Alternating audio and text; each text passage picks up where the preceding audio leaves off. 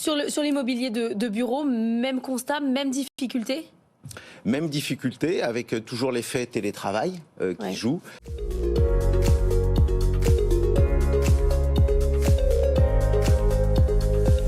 Bonjour à tous et bienvenue dans ce nouveau journal des Net Investisseurs. Je ne sais pas si je vous l'ai déjà dit, mais le JDNI, c'est le mardi et le jeudi. On déroule ensemble une actualité qui a une relation avec vos placements et on en parle. Aujourd'hui, nous allons nous pencher sur les inquiétudes naissantes sur l'immobilier de bureau. Avant de démarrer, je vous rappelle que vous pouvez vous abonner à notre newsletter Net Investissement afin de recevoir et de profiter d'offres personnalisées qui vous sont directement envoyées. En effet, le marché de l'immobilier d'entreprise ou de bureau subit un ralentissement fort depuis quelques mois. Les chiffres parlent d'eux-mêmes avec une chute de 35% au premier trimestre 2023 par rapport au premier trimestre 2022, après un coup de frein brutal au dernier trimestre 2022 avec une baisse de 52% par rapport à l'année précédente. Et Paris et l'Île-de-France ne sont pas épargnés. Comment expliquer ce retournement brutal d'une classe d'actifs qui s'est toujours montrée très résiliente, y compris durant la période compliquée du Covid? Eh bien tout d'abord, à court terme, par un effet d'attentisme de l'offre et de la demande qui sclérose les échanges et les ventes. Les vendeurs pensent encore pouvoir céder leurs actifs au plus haut prix, alors que les acheteurs, qui empruntent désormais beaucoup plus cher, attendent eux une baisse future. Stéphane Thuriot, responsable de l'immobilier chez BC Partners, société d'investissement en private equity, s'interroge. Au fond, quel est le bon prix? Le marché est un peu perdu. Ce qui peut donc inquiéter, c'est qu'une baisse continue des volumes d'échanges préfigure une baisse des prix. Et cela a déjà commencé comme en Île-de-France, où le prix au mètre carré moyen a reculé de 5% sur un an à fin mars. Mais à ce premier effet de ralentissement des échanges s'ajoute une tendance à plus long terme sur l'interrogation de l'utilisation des bureaux. Depuis les confinements, le télétravail a pris une part importante dans l'organisation des entreprises qui revoient à la baisse leurs besoins en mètre carré et l'aménagement de leurs locaux. La demande a donc de plus en plus de mal à se financer et se montre à ce titre plus exigeante quant à la qualité des locaux visés. La qualité des actifs, leur potentiel levier de revalorisation avec travaux et leur adaptabilité aux nouveaux besoins feront les opportunités à saisir. Mais au final, elles seront rares, donc plus chères. Ma question du jour est donc: votre rapport avec votre lieu de travail a-t-il changé depuis les confinements successifs? J'attends toutes vos réponses sous cette vidéo ou à travers nos sondages publiés sur les réseaux sociaux.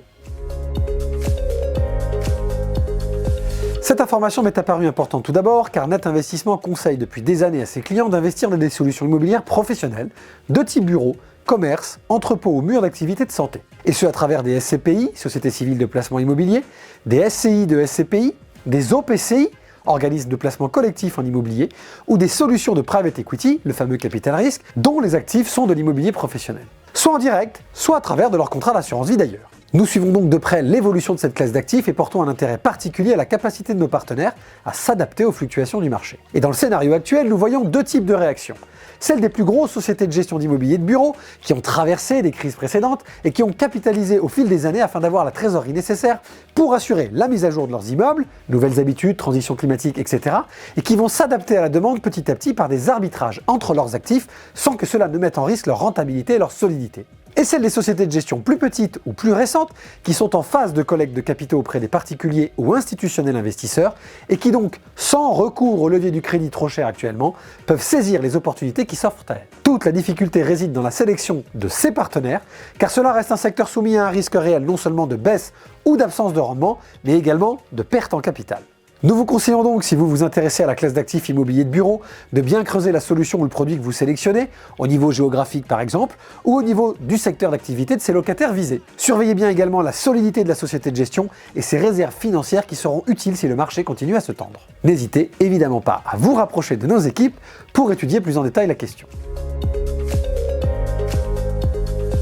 Avant de répondre à la question du précédent JDNI, je vous rappelle que vous devriez vous abonner à ce journal, le liker et le partager afin que nous puissions échanger encore plus nombreux. La question était: feriez-vous confiance à une intelligence artificielle pour choisir un placement ou un autre? Vous ne semblez pas vraiment prêt à abandonner vos relations avec les équipes de Net Investissement et je ne peux que m'en réjouir puisqu'une majorité d'entre vous répond clairement non. Claire précise d'ailleurs qu'elle aura toujours besoin de la relation de confiance minimale qu'il faut en matière de placement et que cela passe par une relation entre humains et qu'une machine ne pourra jamais lui apporter cela. A l'inverse, Alexis nous dit qu'il s'inspire déjà depuis plusieurs années d'outils d'analyse Chartis pour gérer son portefeuille d'actions, ce qui est la base mathématique de ce que pourront faire les intelligences artificielles rapidement, et que cela lui réussit plutôt. Tant mieux. Allez, j'en ai terminé pour aujourd'hui. Je vous rappelle que malgré la contraction des volumes d'échanges en matière d'actifs immobiliers de bureau, qui pourrait annoncer une contraction des prix à court terme, il existe encore et toujours des solutions axées sur des actifs résilients qui profitent même du contexte inflationniste. Plus que jamais, soyez attentifs et diversifiez bien vos investissements. A très vite pour un prochain Journal des Net Investisseurs.